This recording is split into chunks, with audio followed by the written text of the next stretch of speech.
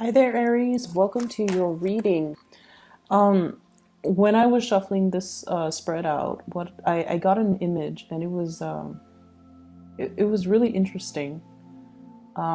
First of all, I see you in the sky. Okay, so you're this young man in the sky, and you have these mechanical wings on either side of your arms, like on each arm. So you know they look almost like bat wings, and you have to flap them. And then on the bottom where your feet are, it's almost like this unicycle where you have to pedal. So, I think like it's a steering mechanism. You have to pedal or move your lower body in a certain way to steer yourself in a certain direction. It was really strange. And then on top, around your arms, these wings that you have to constantly flap around so that you don't fall. And I feel almost like you're almost there. You're almost to your destination, but you're also getting a little bit tired. And you're just like, I'm going to make it. I'm going to make it. I'm going to be able to keep doing this until I reach the destination. And then you get further and further and further away, and I still see you flapping your wings. And what's really there are these straps near your ankles, and I feel like you have your luggage strapped to your ankles. Like I see boxes, I see bundles, like cloth bundles and boxes that are tethered to your legs, and they're also, you know, kind of weighing you down a little bit. Not much, but they are. There were several of those bundles, okay, but you're headed in your right direction. So when I saw that message, I feel almost like some of you are really contemplating some type of relocation, geographical relocation. And I feel almost like there's this sense of longing for something for a really long time, wanting to be somewhere else. And I feel like, you know, a lot of the times, and especially for you guys, when you want something, you go after it. Okay, when you want something, you without needing to consult anybody, you make these unilateral decisions, and you make these quick, swift decisions, and you go after what you want. But this is something that is almost like a pipe dream. It's like you've been wanting it for a very long time, to make this change. And I feel like, you know, the weight of the practical world has really weighed down on you, and have made this move or this next transition seem almost like it's out of reach. That's what it feels like to me. Like it's just a pipe dream. Like it's just out there. It's something that you revert to as a comfort, as like that faraway dream. But for whatever reason, you're not moving towards it. And as an Aries, when I see an Aries not going after what they want, I feel like it's not because you don't want it enough. I just feel like you don't know how to get there. That's what it feels like to me. You don't know all the steps necessary that you need to take in order to get there. And that's the only time where you don't act, is because you feel like you might not know how to. It's too far away. I have to overcome all of these barriers. I have to plan these things out. I have to be very strategic. And so it lays there on the back burner, and you're almost waiting for the right time, and you're almost waiting for all the pieces to fall into place, and you're not really acting on it, okay?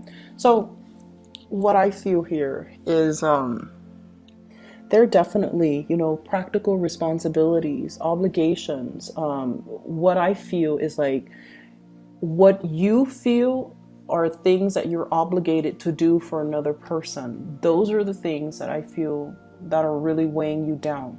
And I don't know why, but I feel like this sense of guilt. If I leave that person alone, they're not going to be able to find their way. They're going to struggle, so I need to help them. Okay, whether or not they deserve the help, whether or not they are okay and capable on their own, I feel like it doesn't really matter in your head. You're dealing with some guilt here. And in your head, it's like they need help. I'm going to help them, and I need to get them back on their feet. Once they're back on their feet, then that's when, you know, I start doing me. But I don't know. I feel like this process has been dragged on for many years, and I feel like it might be one of those, you know, feel good stories that you tell yourself, you know, to justify why you are not pursuing your dreams. It's because of this other person. It's because I have to do all these things. There are reasons that you tell yourself to justify why you are still stuck in your predicament and why you're not really making changes. Okay? And then I'm also feeling some of you have made some really huge, major changes, possibly something that was in the works since January 2018, and now you're seeing the rewards of it. And I feel like it's not exactly what you want. It's not exactly what you envisioned. And I feel like, you know, you've already done it, so you're still going to stick with it, but you're trying to tweak things. I see somebody with like a monkey wrench going in and tighten the lug nuts, tighten the bolts to make a situation feel more secure, to make a situation feel more stable, which is great. Because you're adaptable and you're able to see these problems. You're able to, you know, understand how things are joined together or linked up so that you can tighten the nuts or the bolts so that things work seamlessly. So you're definitely at a point where you're able to make connections.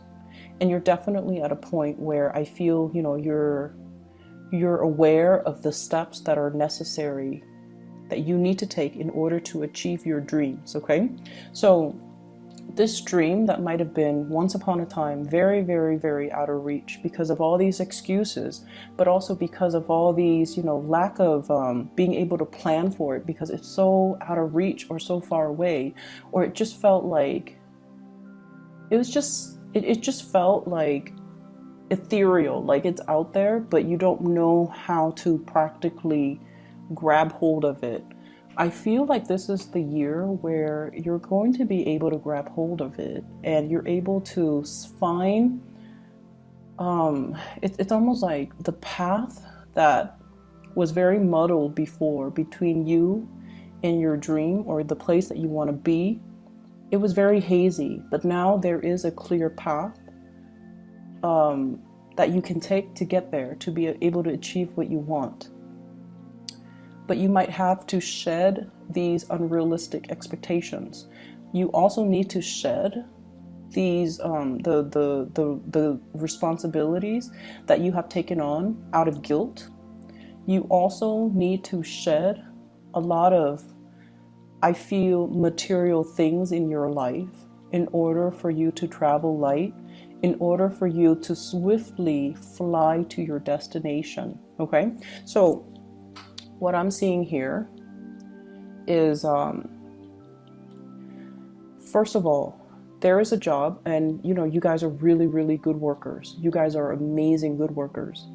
And I don't think I've ever met somebody that has complained about the work ethics of an Aries. Okay, you guys get things done. You guys are serious about your responsibilities. People will never say that an Aries person is lazy or, you know, opportunistic and you know, don't do their work.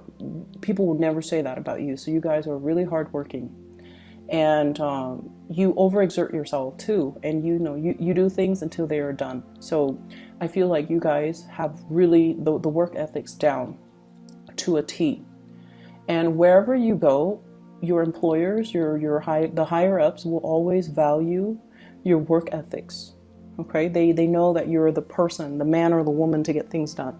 And they know that you have huge capabilities and potential. And then on top of that, you're internally motivated and driven. So that basically means to me, you find opportunities to advance. And so what I feel for many of you is, I see this fear. If I were to move from this company to the next company, it's not going to be a lateral transfer. I have to start again from the bottom up. And like I mentioned before, you have really good work ethics. Higher ups will always appreciate your work ethics. So you're always going to climb that corporate ladder pretty fast. And so even if you have to take a pay cut to be in the ideal location, to have that dream job or to be in that dream location, it's worth the risk. It's worth taking, because in no time you're going to be able to advance up that career ladder pretty quickly. And so don't think of it as, a step down. Think of it as a change of scenery. Think of it as learning new skills. Think of it as, this is the place I've always wanted to be. This is the company that I've always wanted to work for. And as long as we are doing something that we're happy, it doesn't really matter the title. It doesn't really matter the, starting over or having to start at the bottom with the totem pole. It doesn't really matter. Okay, so prestige and position and all these titles and all these corporate things, they don't really matter. It just matters that you're happy, and it just matters that you grab hold of your dreams and not let these titles and positions and, that corner office and what people say when you're taking a demotion, it doesn't matter. And so I feel like those were the things that were preventing you from taking that job with the company that you've wanted, or to relocate to a new area that you've always dreamed of. And then I'm also feeling as well, when I mention guilt, family members, I feel like there's somebody who's ailing, somebody who's sick, somebody who is, I'm getting delusional. Okay, and somebody who's delusional, and I don't mean that in a derogatory way. What I feel is it's somebody that can't take care of practical responsibilities. It's almost like if you leave them alone at home, you worry. And then I'm also seeing somebody who is forgetful. So it could be, early stages of dementia. They can't be left alone. They forget to eat. They forget to take their medicine. They leave the stove on, and God forbid the house burns down. So it's somebody that you can't really trust because you're not really sure of their cognitive abilities or their abilities to take care of themselves or their ability to, just be safe on their own. And then I also feel somebody who might be dealing with some mental health issues as well as physical health issues that's really limiting their mobility. So this is somebody that's heavily in your midst. It could be a parent. It could be a sibling. It could be like a family member, a child, even a special needs child. And I feel like there's guilt from your end. And, there's a lot of love here. There's a lot of love. But I also feel like you wonder like life would be very different if if this person was not in my life.